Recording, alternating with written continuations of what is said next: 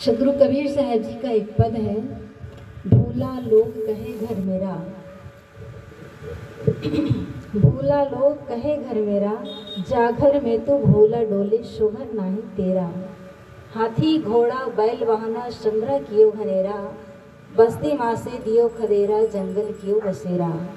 गांठी बांधी खर्च नहीं पठियो, बोहरी ने कियो फेरा, बेबी बाहर हरम माल में बीच मियाँ का डेरा।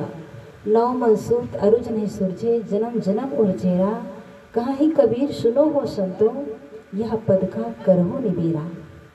सदगुरु कबीर साहब जी इस पद में हमें बतलाना चाहते हैं कि इस संसार में आकर के हमने क्या किया अब तक और हमें क्या करना चाहिए। तो सबसे पहली पंक्ति में कहते हैं कि भूला लोग कहे घर मेरा। वे भूले लोग हैं जो कहते हैं कि ये घर मेरा है। व्यवहार में सबको कहना पड़ता है कि ये घर मेरा है, और अपने माने हुए घर में जाकर के आदमी अपने जीने खाने की व्यवस्था करता है। अपने माने हुए घर में जाकर के वो आराम से चैन से सोता है। तो मेरा घर कहना गलत नहीं है, लेकिन बात यहाँ पर उन लोगों के लिए है जो दिल से एकदम मानते हैं कि ये मेरा है, मतलब उसके अलावा उन्हें ये पता नहीं कि मेरा असली घर क्या है। आत्मज्ञानी पुरुष समझता है जिसमें वो रहता है, तो समझता है कि 2 दिन का बसेरा है, मुसाफिर खाना है, रहने की जगह है। लेकिन संसार में आसक्त व्यक्ति अपने घर को ही सब कुछ मान बैठता है, उसके अलावा भजन भक्ति में तो ध्यान देता नहीं। तो साहेब कहते हैं कि वे भूले लोग हैं जो कहते हैं कि ये घर मेरा है। व्यवहार में होता क्या है, आदमी एक भूखंड खरीदता है, उससे अपने नाम से बैनामा करवाता है, उस पर घास फूस से, मिट्टी से, खबरा से एक मकान बनाता है, चाहे छड़ सीमेंट से, ईंट से पक्का मकान बनाता है और कहता है कि ये घर मेरा है। लेकिन ध्यान रखना, जिस घर को लोग बनाते हैं और जिस मकान जमीन को अपने नाम से बैनामा करवाते हैं, उस पर करोड़ों अरबों खरबों के लोगों का कब्जा हो चुका है और छूट चुका है। अनादिकाल से ये धरती किसी की नहीं रही। कितने राजे महाराजे हैं उसको अपने कब्जे में किए और कुछ निश्चित समय के पश्चात छोड़ छोड़ करके चले गए। तो हमको समझना क्या है कि ये संसार एक मुसाफिर खाना है, और जिस घर को हम बनाते हैं उसके लिए भीतर से पकड़ नहीं होना चाहिए कि मेरा है, मेरा है, मेरा है। अंत में वो मेरा नहीं, इस सत्यता को समझ करके चलना चाहिए। जिस घर को हम बनाते हैं वो घर बनाना परिवार के लिए कोई गलत नहीं है, अपने जीवन गुजर के लिए घर बनाना गलत नहीं है, अपना कहना गलत नहीं है, लेकिन एकदम पकड़ जो बना करके रखते हैं वो गलत है। और कितने सज्जन तो कहते हैं कि साहब हमारे और आप में कोई फर्क ही नहीं है। ये कोई कहानी नहीं है, कितनों की ऐसी समझ है और कहते भी हैं। मेरे ही सामने की घटना है, जब मैं इस मार्ग पर नहीं आई थी तो एक संत, गांव में आश्रम है, तो एक संत हमारे घर के पास आए, तो कुछ लोग खड़े थे, तो उनसे कहने लगे कि साहब हमारे और आप में क्या अंतर है। आप शादीशुदा नहीं हैं, हम लोग परिवार वाले हैं, शादी कर लिए हैं। आप आश्रम में रहते हैं और हम घर में रहते हैं। आपके यहाँ भी साधु संत हैं, चले चाटी हैं, और हमारे यहाँ बाल बच्चे हैं। आप लोग भी बनाते खाते हैं, रिश्ते आपके साधु संत आते हैं, खिलाते पिलाते, बढ़िया बढ़िया पकवान बनाते हैं, और हम लोग भी अपने रिश्तेदार आते हैं, खिलाते पिलाते हैं। कोई अंतर नहीं है, हम लोग रंगीन कपड़े में, आप सफेद कपड़े में हैं। संत ने बहुत सुंदर ढंग से उस समय कहा, कमल पत्र है संत जन रहे जगत के माही, बालक केरी धाय जो आपन जानत नाही। उन्होंने बड़े सहज ढंग से कहा कि देखने में आपको भला ही एक लगता होगा, लेकिन अंतर है। कैसे अंतर? उन्होंने कहा कमल पत्र है संत जन, जैसे कमल का पत्ता पानी में होता है लेकिन पानी में लिपायमान नहीं होता, ऐसे ही साधु संसार में होता है। आपकी तरह खाता पीता है, व्यवहार करता है, लेकिन उसमें रहकर भी उसमें लिपायमान नहीं होता। और जैसे एक गाय होती है, बच्चों को पालती है, उसको प्यार देती है, चुम्बन करती है, खिलाती है, पिलाती है, सीने से लगाती है, सारा व्यवहार करती है, लेकिन जानती ही मेरा बच्चा नहीं है, इसलिए उनके प्रति विशेष लगाव नहीं होता। वो जानती है कि कभी भी मालिक मुझे छोड़ा देगा तो मुझे इस घर को छोड़कर दूसरे घर में काम के लिए जाना पड़ेगा। तो उतना प्रेम करते हुए, व्यवहार करते हुए भी उससे लगाव नहीं रखती। इसलिए मालिक जब कभी कहता है कि आज से आपकी छुट्टी, तो बिना आंख में आंसू लिए हंसी हंसी हंसी खुशी वो वहाँ से विदा हो जाती है। ऐसे ही संतों की कथा है, ऐसे ही संत जन होते हैं, वो जहाँ भी रहते हैं लेकिन ये समझ करके रहते हैं कि ये मुसाफिर खाना है। और मुसाफिर खाना इसलिए है क्योंकि वहाँ एक आते हैं और एक जाते हैं।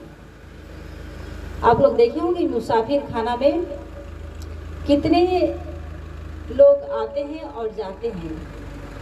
एक बार की बात है, सदगुरु कबीर साहब बलख बुखारा देश में पहुँचे। कहाँ पहुँचे? बलख बुखार शहर। बलख बुखारा शहर में पहुँचे, जहाँ राजा सुल्तान का निवास था। अब आप लोग ध्यान इधर देंगे कि उधर देंगे? स्वभाव ऐसा बना है कि हमारे सामने से कोई भी गुजरा, संत गुरुजन है, अच्छी बात है, देखना चाहिए। देखने से आंखों को सुकून मिलता है नहीं? और हम संतों का तो वेश ही ऐसा है, पवित्र वेश, श्वेत वस्त्र देख करके ही अच्छा लगता है। और कितने ऐसे लोग हैं जो संतों को नहीं जानते, वो भी कहते हैं कि साहब श्वेत वस्त्र देखो तो मन में एक सुकून मिलता है, शांति मिलती है, आंखों को अच्छा लगता है, अच्छी बात है।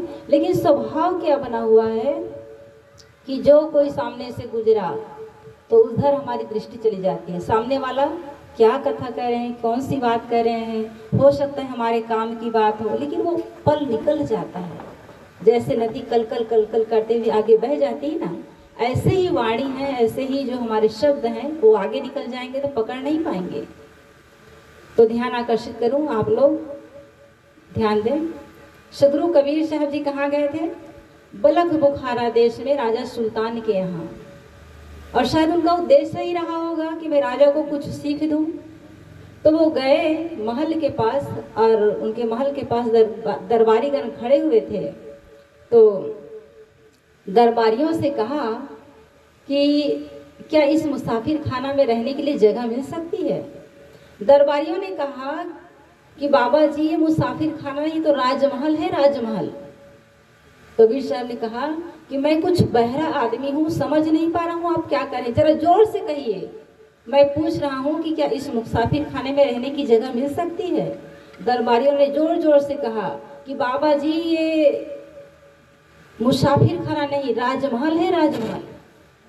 तो राजा सुल्तान उस समय थे और वो सुन रहे थे कि ऐसे जोर जोर से क्यों बोल रहे हैं, क्या बोल रहे हैं। तो थोड़ा और नज़दीक आए, ध्यान देने लगे। तो उस समय कबीर साहब पूछ रहे थे, अच्छा ये बताओ, ये राजमहल है तो इसमें कौन रहते हैं अभी? तो कहे राजा सुल्ताना, और उसके पहले कहे उनके पिताजी, और उसके पहले उनके पिताजी, उसके पहले उनके पिताजी। फिर कहे कि जब राजा सुल्तान नहीं रहेंगे तो उसके बाद कौन रहेंगे? कहे उनका बेटा, फिर उसके बाद कहे उनका बेटा, फिर उसके बाद उनका बेटा। तो सदगुरु कबीर ने कहा, इसलिए तो मैं कहता हूँ ये मुसाफिर खाना है, जहाँ कोई स्थिर नहीं, एक आता है और एक जाता है, उसी का नाम तो मुसाफिर खाना है। बस इतना ही सुनना था कि सुल्तान को लगा कि वाकई में कोई ज्ञानी पुरुष मेरे घर पधारे हैं। वो आए, आकर के देखे तो सदगुरु कबीर थे, और वहीं से उनको ज्ञान मिला, उनको अपने घर ठहराए, उनसे ज्ञान लिए, शिक्षा लिए, और कुछ ही दिनों में उन्हें पूर्ण बोध हो गया कि ये संसार जिसको हम अपना मान करके बैठे हैं, जिसके लिए हम लड़ाई झगड़ा करते हैं, जिसके राज्य के विस्तार के लिए हम एक दूसरे को मारते काटते हैं, और ये सब बेकार है, 2 दिन रहने की जगह है और हमें ऐसा नहीं करना चाहिए। फिर वो सब कुछ छोड़ करके विरक्त हो गए, और ऐसा विरक्त हो गए कि उधर कभी लौट करके देखे नहीं। तो कहते हैं सदगुरु कबीर ने उसके फक्कड़पना से प्रभावित हुआ, और उन्होंने एक पद लिखा, सुल्ताना बलख बुखारे दा, सुल्ताना बलख बुखारे दा, शाही तज कर लिया फकीरी, सतगुरु नाम प्यारे दा। तब थे खाते लुकमा उमदा मिश्री कंद छुआरे दा, अब तो रूखा सूखा टूका खाते सांझ सकारे दा। तब थे पहरे खासा मलमल 3 टंक न उतारे दा, अब तो बोझ उठावन लागे गुद्दर दुश्मन भारे दा। कली कली कली चुनी चुनी कलियां सेज बिछाते फूलों न्यारे न्यारे दा, अब धरती पर सोवन लागे कंकड़ नहीं बुहारे दा। तो ये फकीर के साथ ये होता ही है कोई कितना भी बड़ा आदमी हो, राजमहल में पला बढ़ा हो, आप लोग भगवान बुद्ध को याद करें, उनके पास कोई चीज़ की कमी नहीं थी। लेकिन जब वो विरक्त हुए तो उन्हें कितनी परेशानियाँ हुई, लेकिन वो परेशानी को परेशानी नहीं समझे। कहते हैं कि शुरुआत जब अपने राजमहल को छोड़ करके सन्यासी हुए और भिक्षा के लिए गए, भिक्षा में मोटा चावल मिला तो उन्हें लगा कि मैं कैसे इसको अंदर उतारूं, कैसे खाऊं, क्योंकि राजमहल में पतला पतला चावल, सुगंधित चावल, एक से कई प्रकार के व्यंजन कभी खाए नहीं थे, देखे नहीं थे। लेकिन स्थितियां ऐसी बनी कि उनको खाना पड़ा। तो उन्होंने अपने आप को समझाया, देखो अब तुम राजमहल में नहीं हो, राजमहल को छोड़कर सन्यासी हो गए हो और तुम्हें जो कुछ भी मिलेगा उसको खाना है, जीवन गुजर करना है, तुम्हें सिद्धि प्राप्त करना है। तो ऐसे ही सब संतों के साथ होता है। कोई संत हो गए हैं तो लोग यहाँ तक सोचते हैं कि तुम्हारे माँ बाप है कि नहीं है, तुम्हारे परिवार वाले हैं कि नहीं है, और कितनों को लगता है कि इनका कोई नहीं रहा होगा, खाने पीने को नहीं रहा होगा, इसलिए साधु हो गए। लेकिन ऐसी बात नहीं है। सबके घर में कहते हैं ना कि अपने अपने घर के सब राजकुमार होते हैं, राजा होते हैं, लेकिन उस राजसी ठाट बाट को छोड़ करके साधु हो जाते हैं। किस लिए? क्योंकि हमें कल्याण करना है, क्योंकि हमें दुखों से मुक्त होना है। तो बात मैं ये कह रही थी कि सदगुरु कबीर साहब जी ने कहा कि वे भूले लोग हैं जो कहते हैं कि ये घर मेरा है, और साहब कहते हैं कि जा घर में तू भूला डोले सो घर नहीं तेरा। जिस घर को तुम अपना कहते हो वो घर तुम्हारा नहीं है। क्यों नहीं है? जिस घर में हम रहते हैं उसमें केवल हम नहीं रहते, उसमें परिवार के अन्य लोग भी रहते हैं। यहाँ तक कि कीड़े मकोड़े, मच्छर, चांटी, मक्खी, छिपकलियाँ, कितने जीव जंतु उस घर में निवास करते हैं। और जानते हैं जो जिस घर में जन्म लेता है उस घर में उनका जन्म सिद्ध अधिकार होता है, वो उस घर का मालिक होता है। हम भूले बैठे हैं कि ये मेरा है, लेकिन अन्य जीव जंतु भी कह रहे हैं कि ये घर मेरा है, तुम्हारा नहीं है। लेकिन आदमी अज्ञानतावश, अबोधवश अपना मान करके उसी में फंसा रहता है। और फंसा ही नहीं रहता, अपने भाई से छोटे छोटे जमीन के लिए, एक बीता जमीन के लिए, एक हाथ जमीन के लिए लड़ाई, यहाँ तक कि पेशी अदालत, यहाँ तक कि मार काट हो जाता है। कहते हैं एक बार ऐसे ही दो भाइयों में लड़ाइयाँ हो रही थी, तो एक भाई कह रहा था कि ये जमीन मेरी है, दूसरा कह रहा था कि ये मेरी है। खूब तनातनी चल रही थी, दोनों कहते ये जमीन मेरी है, दूसरा कहता कि नहीं ये जमीन मेरी है। इतने में धरती बोल पड़ी और कहे कि नादानो, ना तो मैं तुम्हारी हूँ ना मैं तुम्हारी हूँ, बल्कि तुम दोनों मेरे हो। क्यों मेरे हो? जब तुम मर जाओगे तो आखिर मेरे में ही तो आओगे। आदमी मरता है तो कहाँ जाता है? मिट्टी में ही तो दफना दिया जाता है। तो धरती कहती है कि ना तो मैं तुम्हारी हूँ ना ही तुम्हारी हूँ, बल्कि तुम दोनों मेरे हो। और यही हकीकत है। लेकिन इसी जमीन के लिए लड़ते हैं। तो ध्यान होना चाहिए कि व्यवहार के लिए तो हमें अपना कहना पड़ता है, लेकिन जैसे भाई भाई में कुछ ऐसी स्थितियाँ बन गई तो एक को थोड़ा समझदार हो जाना चाहिए। लड़ाई, कचहरी, अदालत, मारपीट, हिंसा, हत्या से तो अच्छा है कि उस जमीन को छोड़ दो। इसलिए छोड़ दो कि वो तुम्हारा भाई है। देखो भाई भाई जब छोटे होते हैं तो कितना आपस में प्रेम होता है। बड़ा भाई छोटे भाई की रखवाली करता है, उनको खिलाता है, पिलाता है। यदि कोई मार दे, पीट दे तो उससे वो बदला लेता है। जब स्कूल जाता है तो भी हाथ पकड़ के ले जाता है। और कोई छोटा बच्चा हो, बहुत छोटा हो, तो कहे कि हम तुम्हारे भाई को ले जा रहे हैं, तो कहते हैं कि नहीं हमारे भाई को मत ले जाओ। इतना प्रेम होता है। तो दोनों भाई जब छोटे होते हैं दोनों जब छोटे होते हैं तो इतना प्रेम होता है कि एक ही थाली में खाते हैं, पीते हैं, सब कुछ करते हैं, व्यवहार करते हैं। लेकिन वही भाई जब बड़ा हो जाता है तो स्वार्थ बुद्धि आ जाती है और छोटे छोटे जमीन के लिए, छोटी छोटी बातों के लिए लड़ते हैं। तो ये लड़ना अच्छी बात नहीं है। तो साहेब बताना चाहते हैं कि जिसके लिए तुम अधिकार दिखाते हो, अहंकार करते हो, लड़ते हो, वो तुम्हारा अपना नहीं है। तो साहेब आगे क्या कहते हैं? भूला लोग कहे घर मेरा, जागर में तू भूला डोले सो घर नाही तेरा। हाथी घोड़ा बैल वाहना संग्रह कियो घनेरा, बस्ती माँ से दियो खदेरा, जंगल कियो बसेरा। एक समय था जब राजे महाराजे हुआ करते थे, उनके पास सैन्य शक्ति के लिए हाथी घोड़े अन्य वाहन होते थे और उनसे उनकी शक्ति का अंदाजा लगाया जाता था। तो सदगुरु कबीर साहब उस जमाने में उसको देखे थे कि राजाओं के पास कितने हाथी घोड़े सब होते थे। तो उसी को उदाहरण देते हैं कि हाथी घोड़ा बैल वाहन संग्रह कियो घनेरा। हाथी घोड़ा बैल वाहन तुमने तो बहुत संग्रह कर लिया, लेकिन होगा क्या एक दिन? जंगल कियो बसेरा। एक दिन तुम्हारा बसेरा कहाँ होगा? जंगल में होगा। आदमी जब तक के जीवन जीता है उनको काम से इतना फुर्सत नहीं कि अपने लिए कुछ सत्संग का समय निकाल ले। सुबह से लेकर शाम तक के आदमी अपने पेट के लिए काम करता है, अपने परिवार के लिए काम करता है, लेकिन अपने लिए कमाई नहीं करता। उस दिन के लिए कमाई नहीं करता कि जब सब कुछ को छोड़ करके यहाँ से विदा होगा। हमारी अपनी असली कमाई क्या है? हमारे अच्छे संस्कार। तो उस दिन की याद नहीं रहता, केवल पेट भरने के लिए और परिवार पालने के लिए काम करता है। तो होना क्या चाहिए कि जीवन रहते रहते हम परिवार के लिए तो कमाएं, अपने शरीर के लिए भी कमाएं, व्यवस्था करें, लेकिन उस दिन की तैयारी करें जब हमें यहाँ से जाना होगा। तो साहब कहना चाहते हैं कि तुम जीवन भर धन संपत्ति को इकट्ठा करते हो और एक दिन ऐसा आएगा कि तुम्हें घर से निकाल करके जंगल में लोग बसा देंगे। जंगल क्यों बसेरा? जंगल में तुम्हारा बसेरा होगा, तुम्हारा स्थान होगा। आदमी एक पल के लिए अपना घर छोड़ना नहीं चाहता। कहते हैं कि यदि मैं चला जाऊंगा, नहीं रहूंगा तो मेरे घर का क्या होगा, लोग मेरे बिना कैसे करेंगे, घर परिवार कैसे चलाएंगे। लेकिन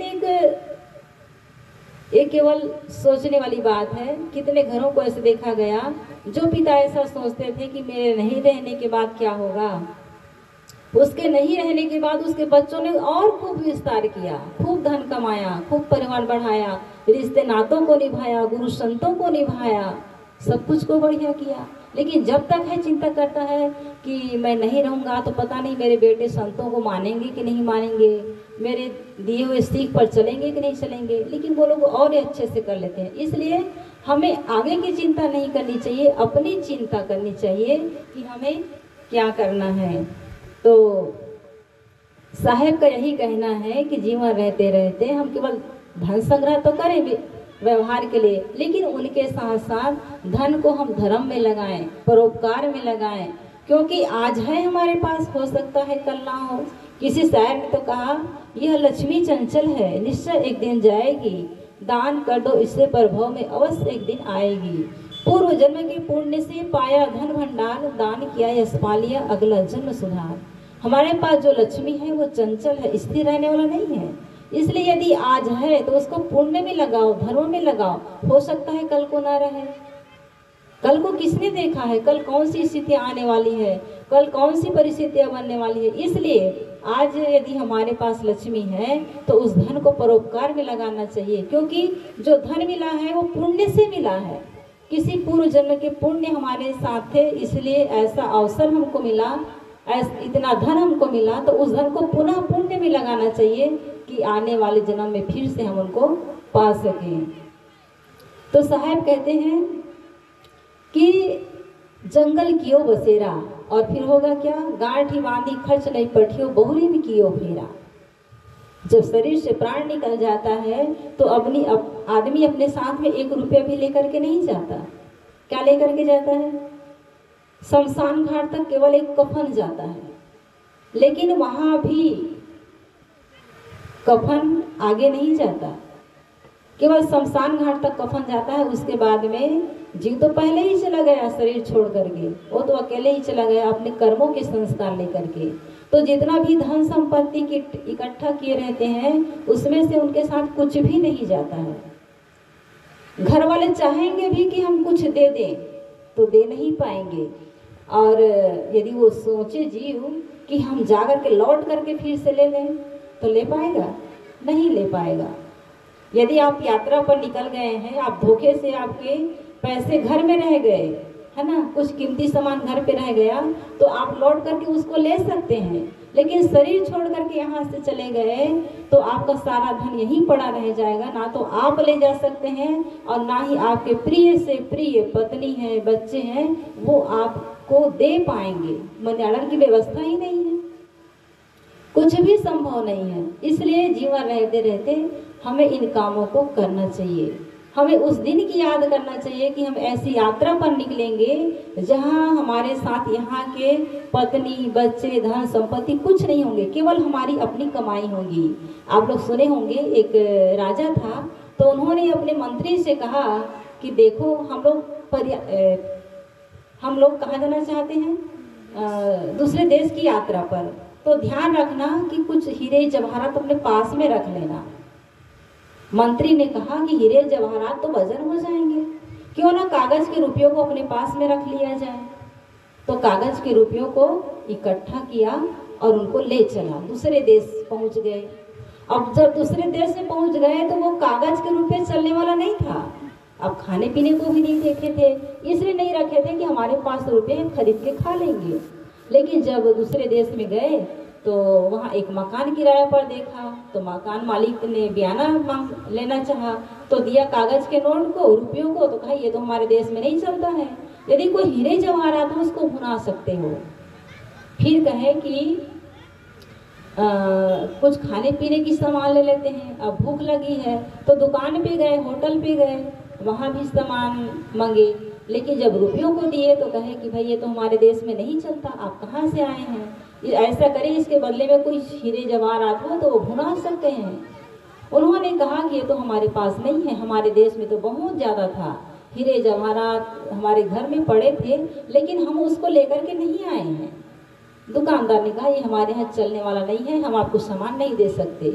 फिर हुआ क्या, मुनीम है उनका जो मंत्री था वो सेठ के पास आया और आकर के कहा कि वो तो हमें यहाँ खाने पीने की सुविधा नहीं होगी क्योंकि हमारे पास हीरे जवाहरात नहीं है और हम जो नोट लाए हैं वो चलने वाला नहीं है। तो फिर क्या था, वो ऐसी जगह पहुँच गए थे कि जहाँ से वो लौट भी नहीं सकते थे कि हम चलो अपने वापस अपने देश में चले जाए, क्योंकि वहाँ का नियम था जो कोई आ गया वो 3 साल को काटे बिना यहाँ से वापस नहीं जाएगा। अब सोचो जिनके पास कुछ भी ना हो खाने पीने को और 3 साल के बाद ही लौट सकता है तो क्या खाएगा पिएगा, उसको कुछ करना पड़ेगा ना, कुछ काम धंधा करने पड़ेगा।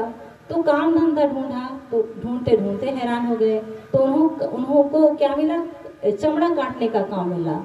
तो चमड़ा का काम करते करते उनको अपने पूर्व जो घर था वहाँ की याद आने लगी, आँख में आंसू आने लगे और रोते रहे, रोते रोते अपना काम करते रहे। कहने का मतलब है कि यह जीव ही राजा है और मन ही मुनीम है, मंत्री है। तो राजा समझदार है, ये जीव समझदार है एक पल के लिए, लेकिन मन के बहकावे में आ जाता है, मन रूपी मंत्री के बहकावे में आ जाता है और हीरे जवाहरात रूपी धर्म के संस्कार को बटोरता नहीं है।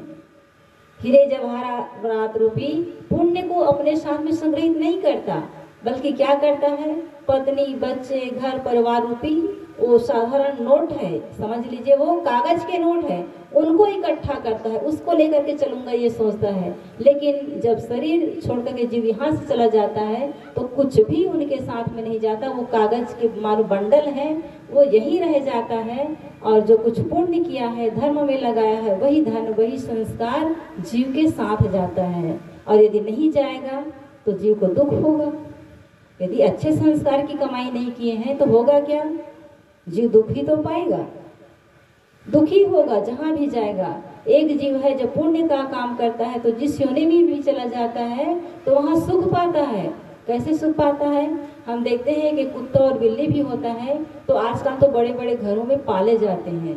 कुत्ते को साबुन से नहलाया जाता है, डंलप के गद्दे पे सुलाया जाता है, बिल्ली को भी डंलप के गद्दे पे सुलाया जाता है। अब केवल गद्दे पे नहीं, लोग अपने साथ सुलाते हैं, उसको प्यार करते हैं, सहलाते हैं, दूध मलाई खिलाते हैं, रोटी खिलाते हैं और रोग से पहले उनको दवाइयाँ दी जाती हैं, इंजेक्शन दी जाती है।